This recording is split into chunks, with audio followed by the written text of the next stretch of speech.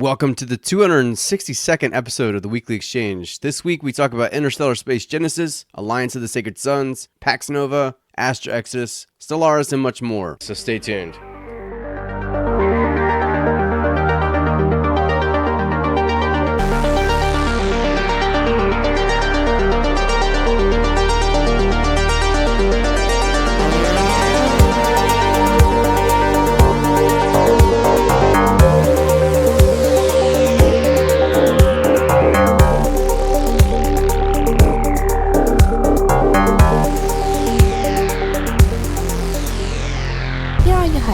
Rob and Nate.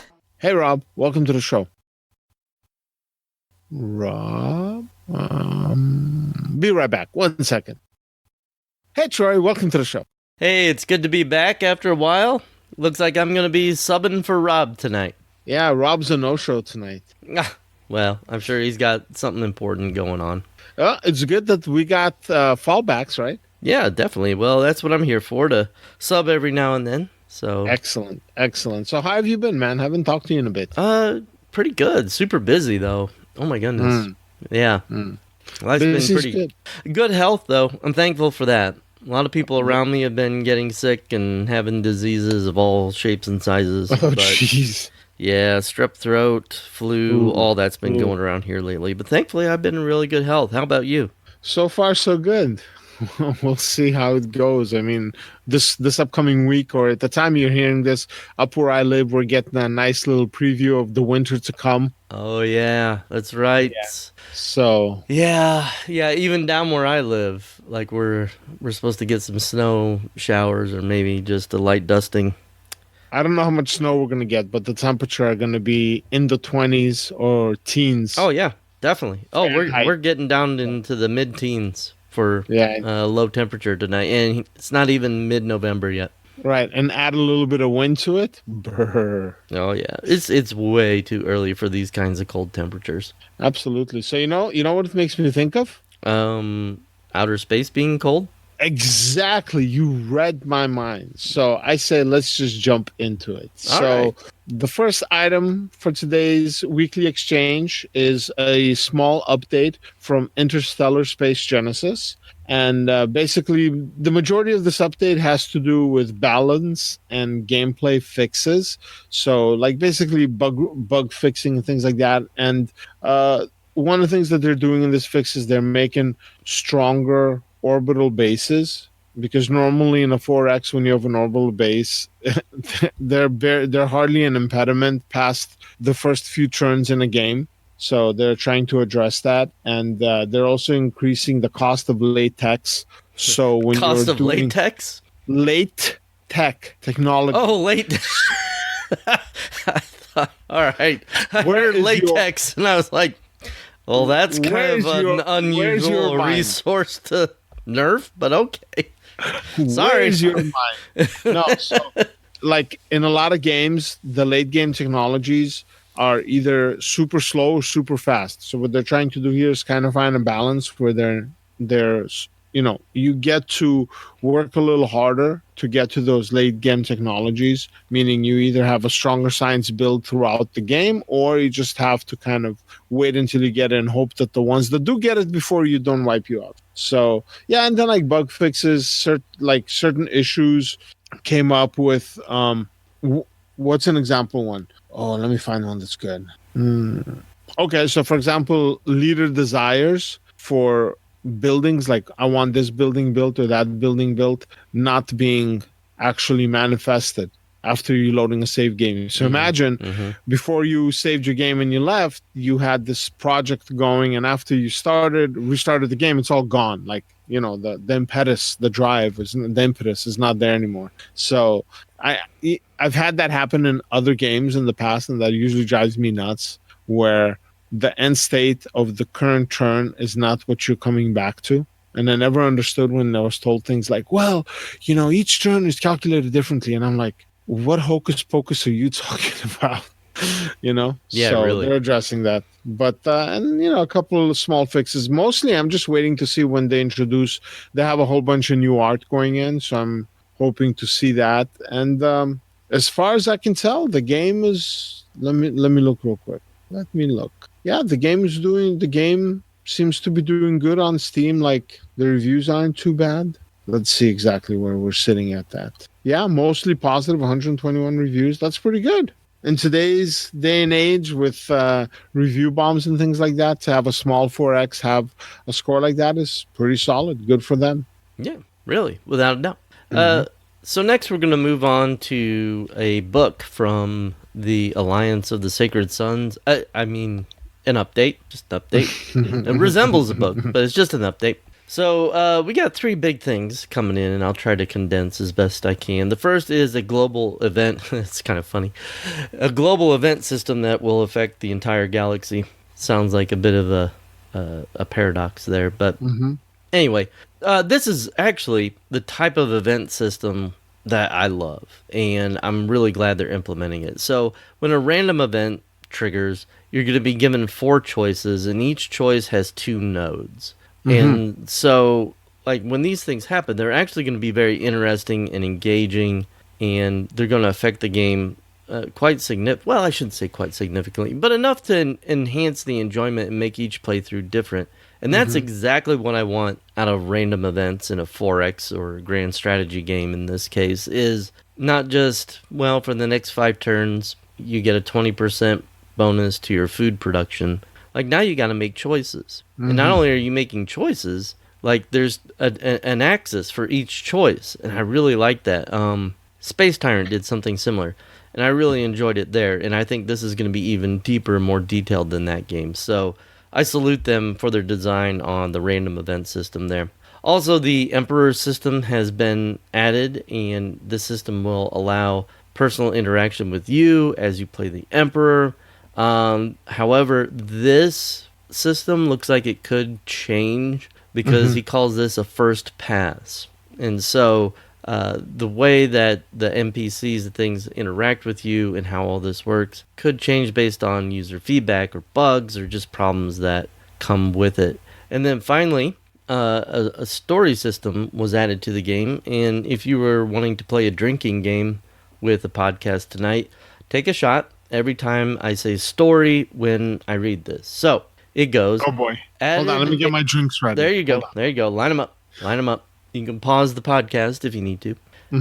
Added and completed Story Manager can now handle any number of stories integrated with saves and allows individual folders per story for ease of organization and differentiates between stories and events with upgraded story and event UI. So...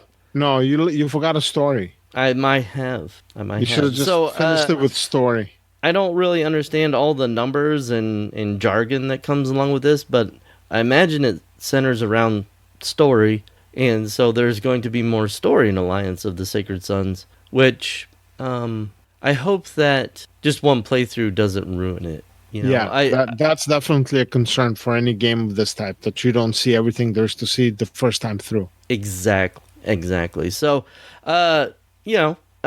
maybe the developer will hear us on that and remember to keep some things behind the curtain that you only expose a little bit at a time. And I think that would make... the game's got plenty of replayability. So I would just hate for someone to experience the story. There you go again. Are you drunk yet? Yeah, really. Oh, was I supposed to be drinking? Yeah, I mean, I just would hate for someone to experience the story in one playthrough and think that's all the game has to offer, when it clearly is not. This game is miles There's more and miles story deep. to it. Oh, yeah. There's more to the story. That's right. Well, Nate, let's move on to Pax Nova. How's that sound? Sounds good. So the Pax Nova story is that they have a wiki now. So if you want to know more about the story, you got to check out the wiki. We'll have a link in the notes for it. And this is a collaborative community wiki.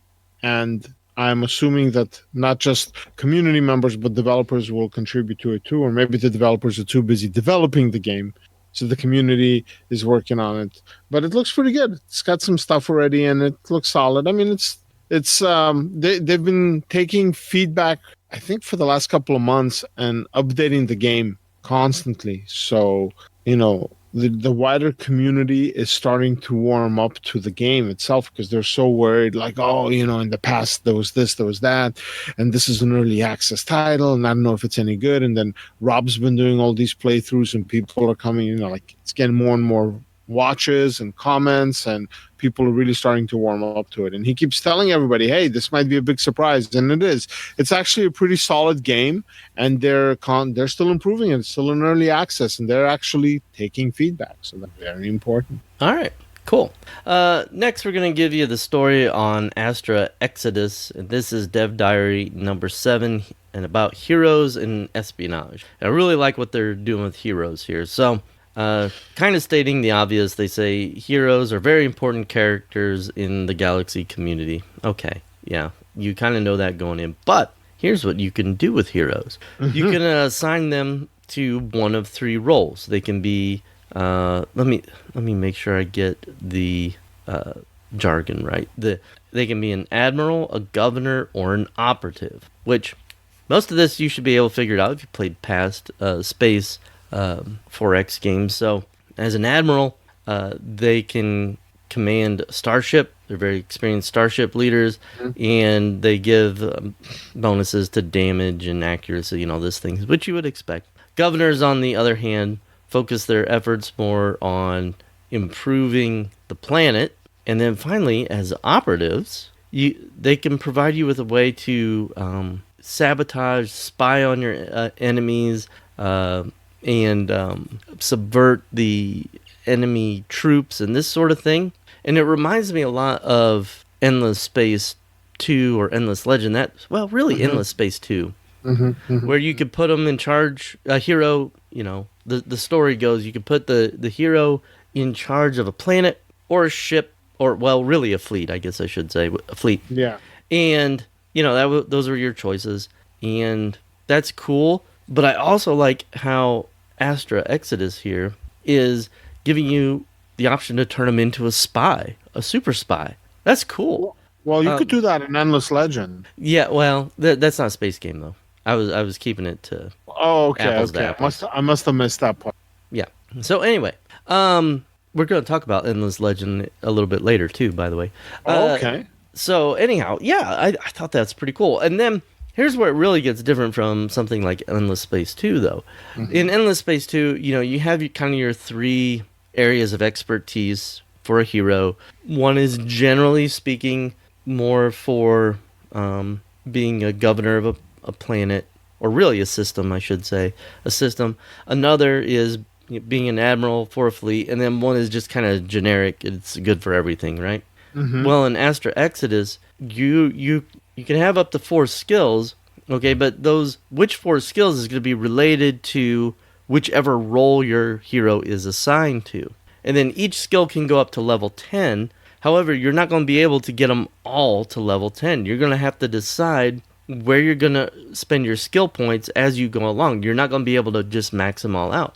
If you play Endless Space 2 long enough, you'll be able to max out any number of heroes in all the skill areas. It's not just as a governor or just as an admiral. You'll be able to max them out completely.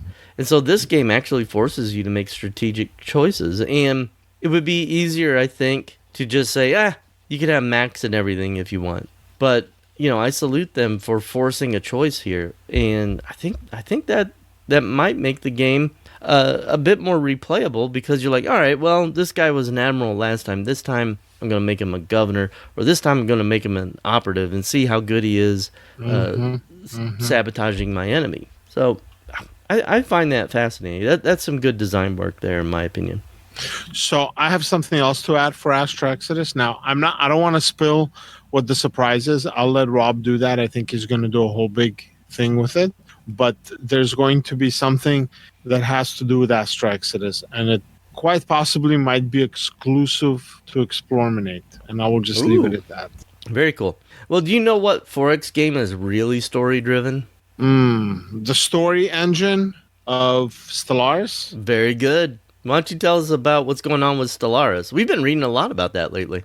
We have been reading a lot about it. Well, basically PDXCon is done, And they just released Lithoids, the Species Pack, and now they're talking about the upcoming DLC expansion, expansional C, whatever you want to call it, that's going to deal with federations and all of that good stuff. And this week they're talking specifically about the Galactic community, which is essentially the Space UN. Now, of all the stuff that they have released so far, right?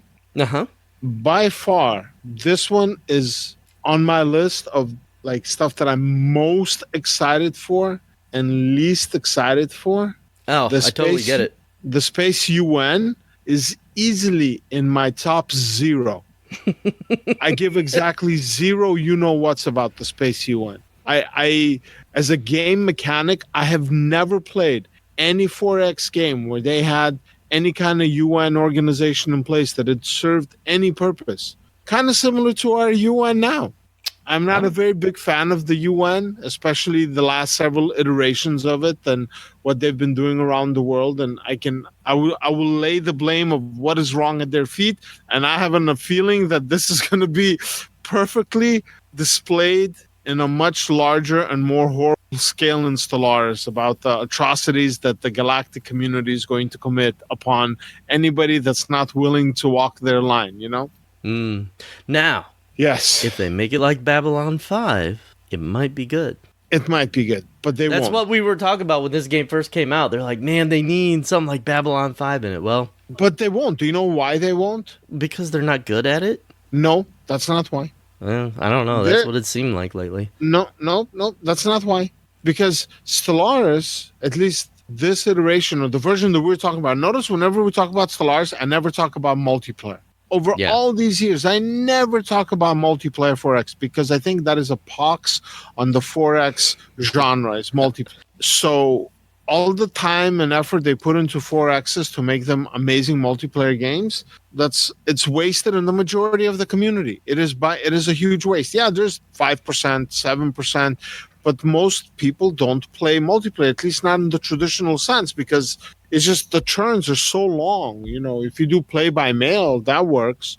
But I can't imagine a game like Stellaris play by mail. No, well, you can't. It's a real-time game. I know, but I mean, even if it was turn-based, I can't imagine like 150 people playing. Oh my God, sounds like a nightmare. Oh, anyways, that would be terrible. Yeah, that would be like one game of Stellaris would last 14 years. You know, having said all of that, the number one issue for me with any 4X, besides the game itself, is the AI. And the number one issue that Stellaris has had since day one is the fact that they're adding all these super cool features. The AI doesn't know what to do with them. The AI cannot implement them. The AI doesn't play the game with all these features. So they're adding stuff from one version, taking it out, adding a different version in, taking it out. I'll give you a perfect example. The sector system. That's one of the biggest and most amazing things that Stellaris brought. And that's one of the horribly implemented mechanics. Now, I know plenty of people are going to say, no, what are you talking about? Sector system is amazing. Okay, sure. Maybe for you it's amazing. For me it isn't. For most people that I know, they don't like the sector system. And they don't like the sector system because it doesn't work well. For us, it might work. The AI doesn't know how to do it. Whenever you take over sectors, whenever basically you take over systems from the AI and you look at the development, you're like, what was the AI doing here? How was it generating all of this income or all of these ships or whatever, resources? This doesn't make any sense. Yeah, it does, because the AI literally does not play by your rules, and the AI gets all kinds of boosts. And this is always a case where we get mad when we find out that the AI is being supplemented by coding versus trying, making decisions, right? Right, definitely. So, and anytime the AI is actually really good, people complain because they're losing to it. And they're like, I don't want the AI to beat me. This is not fair. I don't play these games to be humiliated by a computer. So, it's damned if you do, damned if you don't. But to get back to the point, in Stellaris, you want to have an AI that at least plays the game decently. And every time they add all these complex systems, the AI doesn't know how to play. And it's like it takes weeks and months and I'm not talking here about bugs or things of that nature. I'm just straight talking about how the AI plays the game. And it doesn't simulate a human player. it doesn't play the game well, and you're making the game more complex and more complex and more complex. That's good for the human, and as long as a human player you're willing to role play the whole game and like have this narrative running in your head, that's fine. But how's the AI going to use all of these things? I think poorly, because yeah, that's it. I got nothing else to add to that. Yeah, that's it. All right, well, let's talk just a little bit about Galactic Civilizations 3. It's getting a kind of a small update here. Version 3.96 has been released. And this one, the biggest change, I think, is going to be to the planetary maps. It's going to kind of squish the maps more toward the equator, so that way you don't have useless tiles up on the poles of the planets, which is pretty good. Also, they're going to improve the graphics there for those tiles a little bit and give you better color coding, so that way you know what the heck is going on. And then something about Jupiter has been told to stay in its lane and use its own gradient colors instead of Mars's.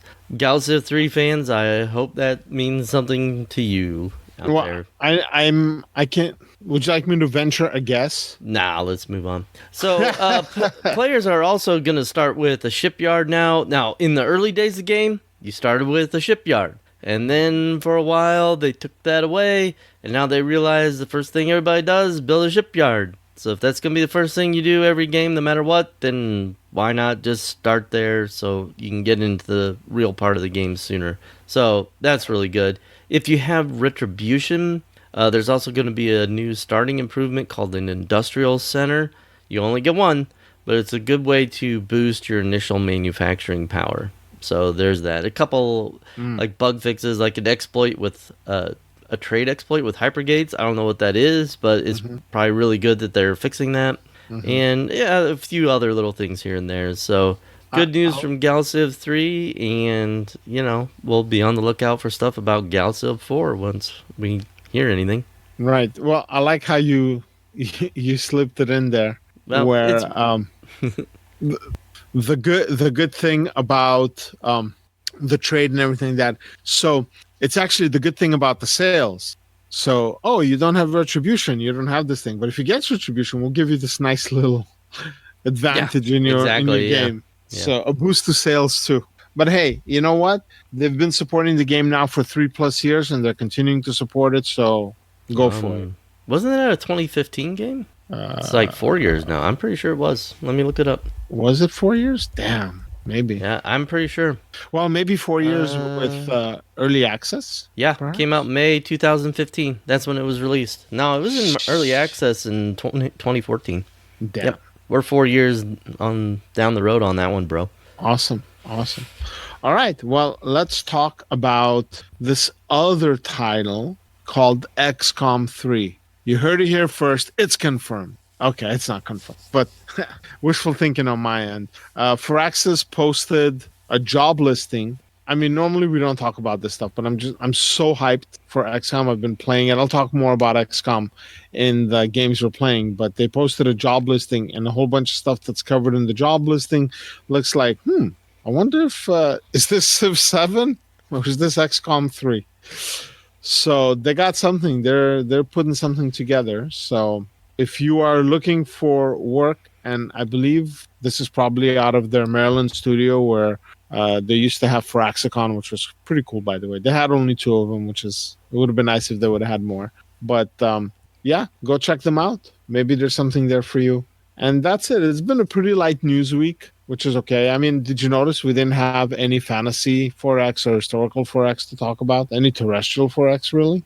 No, not at all this week. So, okay. Well, I'm going to go ahead and fix that by talking about this week's What Is game. And it is Nebuchadnezzar. Nebuchadnezzar. Is that how it's pronounced? No, Nebuchadnezzar. Nebuchadnezzar, right? That's what I thought. So basically, this is isometric, which is a 3/4 perspective city builder. But this is kind of like the old Rome and Cleopatra games and things like that. And this one is focusing on Babylon, Mesopotamia, and yeah, it's kind of like a mixture between those games and maybe SimCity 2000 or something like that. It looks pretty neat.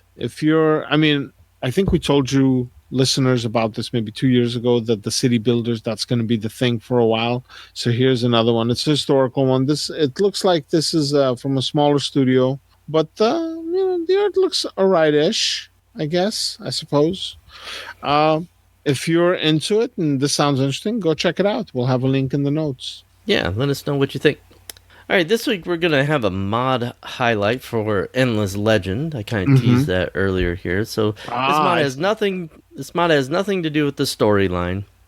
It's all about the map. And this mod is called the World Generator Full Customization by a user named Enchanteur. And what this does is it gives you a lot more control over how the map gets generated when you first start an Endless Legend game. And it has some pictures of what those maps can look like, and they're crazy. They look nothing like what you would normally see in an Endless Legend game. I love it. They're just, wow, they're just all nuts. And so they give us a lot of screenshots on not only like through the islands, because Endless Legend is very famous for its islands that are all divided up into these provinces and things. It also gives us screenshots of like how you can change the elevations just on there, and it's extreme in some places. Just like I don't know how many levels it goes up, but like there's one screenshot on here called Diamond Valley, and like I've just never seen that kind of shift in elevation in Endless Legend before, and it's just so cool. Like even the shadows, though, the shadows are still projected in the right distance. It looks so good. So anyway, they do a little interview with Enchanteur here, and I don't understand any of it. Like it's all this technical stuff about how he was messing with one thing back in 2016 and gave up on it, and then like something hit him like in a dream and he came back, and so he could make this mod. So I don't understand any of it. I'm not even going to try to talk about it. If you're into modding, you can read what he wrote, and maybe that will inspire you for other games. Also, his other recent project is a new thing for text called Combo Text, and it adds 90 new technologies to Endless Legend. Whoa, and I'll need to check that out. Yeah, it's pretty amazing. It opens up all kinds of new city districts and improvements and units, and it uses kind of the art and assets that are already in the game to do that. So a lot of it might be just things you would normally get from the minor factions, but they are changed. It's not identical, but it just uses those assets. So it's that's a lot. 90 new technologies, and then the way this map goes is quite amazing. So anyway, if you're a big Endless Legend fan, perhaps you could check out World Generator Full Customization and Combo Text to see if that might spice up your game a little bit. All right. Okay. Well, that's it for the main part of the show. So before we jump to games we're playing, I have a topic of discussion for this week. Now, let me ask you a question, Troy. When you hear AAA, right? What comes to mind? Expensive. Okay. What else? Larger studio, not 4X games, that's for sure. No, just in general. I mean, this doesn't. Yeah, that's what I mean. Doesn't necessarily it's like, focus on 4X. Overpriced, more than I'll pay. I'll wait for it to go on sale, way down the road. And what else? And then it's a non-strategy game, something I'm not going to be that interested in. Okay, and that's it. So far, it's mostly negative. Anything positive comes to mind? Esports. Okay. I enjoy esports. I don't mind watching. Okay. Well, even if I don't play the game. All right. Fair enough. For me, when I hear AAA, obviously there's some negatives, microtransactions, recurring transactions, all that stuff, live services, the hot topic terms of today. But if I'm going to move back a little bit, and before we got so jaded, the word AAA usually meant high value production. The studio's got money. It's going to make a game that's going to be beautiful. It's going to make a game that's going to be vast, have a lot of like high quality, well tested, things like that, right? Usually that's what at least used to mean. Nowadays, not so much. So I'll give you, I mean, I can give you dozens of examples, but I'm just going to give you one example. And this is for a game that I love, and I love its predecessor. And can I guess? Yes. Is it Red Dead Redemption 2? Yes, it is. Yeah, so its PC launch didn't go well. The PC launch is a farce. A farce. And this is one of those things that I don't get. Like we have, I'll get back to the topic of how it applies to 4X shortly, but I will say this. We have these giant studios, and these studios are not $20,000 studios. They're not $200,000 studios. They're not 2 million. They're not 20. They're not even 200. These studios are billion-dollar studios. When they release these legit AAA games, the kind of money that they pull in, movies can't even scratch. No form of media out today, like, entertainment comes even close to it. I mean, the closest thing that comes to it would be like the Marvel movies. And even then, you'd have to take a whole bunch of, like, how much money did Grand Theft Auto 5 make? Oh, filthy. How much money did Grand Theft Auto on 5 or Grand Theft Auto Online make? How much is it still making, right? Exactly, yeah. And then you take something like the Marvel movies, take all the Marvel movies together over so many years, and maybe they're somewhere on level. And the Marvel movie, if they don't keep releasing new stuff, the old stuff is not making that kind of money. Whereas Grand Theft Auto 5, like for Rockstar, just keeps making money upon money upon money. So the same company that released Grand Theft Auto 5, they released Red Dead Redemption 2. The launch for the consoles was, it was pretty solid. It had a couple of issues here and there, but they took care of it real quick. It's been out for more than a year now. It's still in beta state for the online component. Okay, whatever.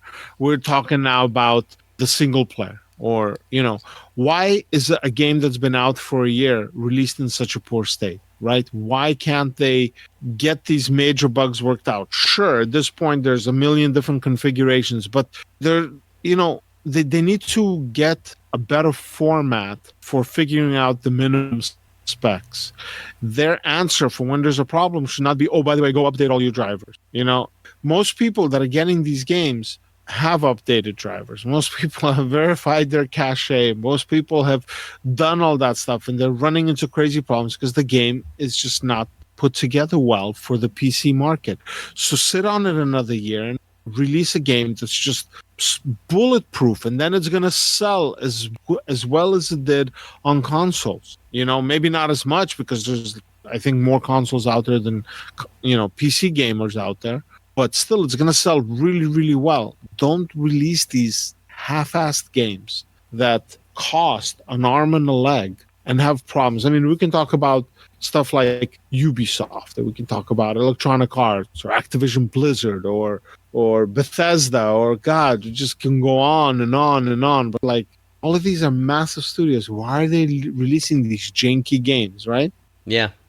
So how do we tie this back to 4X? Care to take a guess? I have no idea. Okay. What 4X studio of late has been releasing games that have had not quite those types of issues, but issues with every single release that takes them months and months to fix? Paradox. Yeah. Well, they're not 4X games, though. What do you mean? What is Stellaris? Well, it's just that's their only one. Dude, I'm only talking about Stellaris. I don't care about any other game from... Well, no... I'll give you... You know what? Crusader Kings 3 is coming out. We'll have to see how that goes. I do not care about Crusader Kings 3. My interest for Crusader Kings 3 is at slightly below zero for about 7 years. In 7 years, when they're done releasing content for it, they fix it, and it runs well, and the modders have had 7 years to fix it, I will care about Crusader Kings. Hell, I have Crusader Kings 2. I have content for it I haven't even seen yet. But I have it, and I didn't get it for free. It's just that at some point something went on sale. I'm like, oh, I don't have that. I'll just grab it. I didn't even think about it. But it's like there's so much DLC that in order for me to like play through it enough times to feel like, yeah, I got my money's worth, I'll need at least 7 years, maybe 6. if I play a lot, you know. So it's just I like, don't doubt it. I just want like these big studios to play test the hell out of their game. So when they release the games, they have like a minimum amount of issues. People that are buying their products are happy. Maybe they're not happy because they don't like the mechanic itself, but they're not complaining because it doesn't work or it's broken, you know, or it's breaking other stuff. You know, and that's the thing. Like, look at our Stellaris thread. There's excitement for, oh, new content. I'm excited. But then the majority of people are, oh, it's going to break my game, or it's going to do this, or I know it's going to do that. They still haven't fixed this thing. This thing's been going on for 6 months. So it's kind of like they got to do something about that, you know? Yeah, I agree. So that's it. That was my rant. Or do you have anything to add to that? No, not at all. One-way topic of conversation. No, I haven't bought a AAA game at launch in probably 10 years now. So Well, the last one I bought was Red Dead Redemption 2, and yeah, I don't blame you. I know you had a good time with it too. Oh my god! Yeah. Oh wow, that game was. I haven't bought a console since the Wii came out. Okay, want one? No, I don't have right. time. Okay. Don't have time. All right. So why don't you tell me what have you been playing lately? Well, it's been the Halloween holidays, right? So I played a lot of Blitz because they were having a Halloween event, and it was just off the wall, crazy, nuts. Tanks could turn invisible.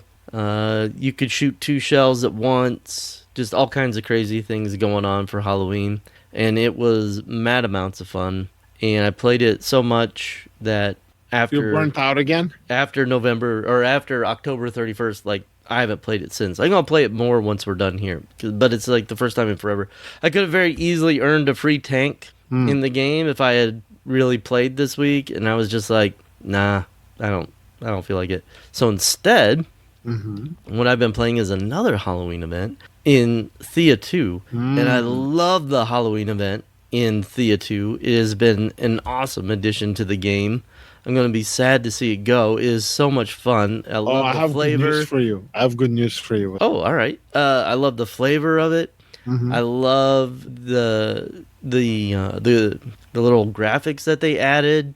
Yeah, those are silly but fun. They are, but I like it. Just for whatever reason, it just really resonates with me. So I've been enjoying that. I'm almost 400 turns into my current game of Thea 2.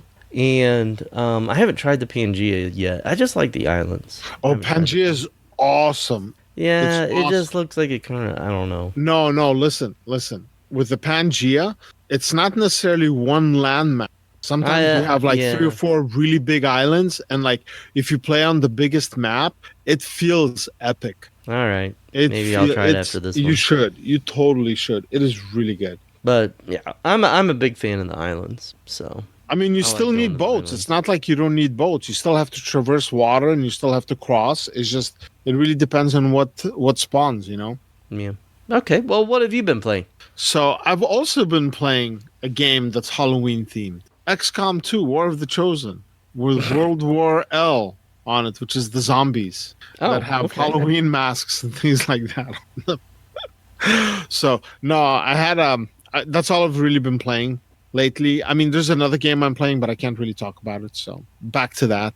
But I had a campaign that was going pretty good, and then some kind of a bug happened. Something bugged out, and I could not save it. I had an Iron Man save, and I completely forgot why I stopped doing that, especially when you have a modded game. So it's like a 2/3 complete campaign had to be trashed, and I had to start a new one. That's hard. So yeah, and I'm playing on legendary difficulty. I'm playing like, you know, I have a whole bunch of mods that really make the game harder, and I have a couple of mods that add a bunch of new aliens and things like that. It's like, it's so much fun. It is such an awesome game, and like they change the mission structures, and there's so apparently, I mean, I knew this, but I didn't really think about it. There's something called the golden path, and this is just for any game the quickest way to finish the game, you know, the pure experience without doing crazy side quests, without taking too much time, like the main story. So I found a couple of mods that alter it, and some in small, some in large ways, and it's really making the game like feel fresh. Awesome. Like XCOM 2 War of the Chosen modded 2.5 or something like that. So I have an exciting game, which I will be playing as soon as I get off from the podcast myself. So I know what you're talking about. And yeah, I agree. Thea 2 is awesome. Thea 2 is great. There's a lot of like humor in there.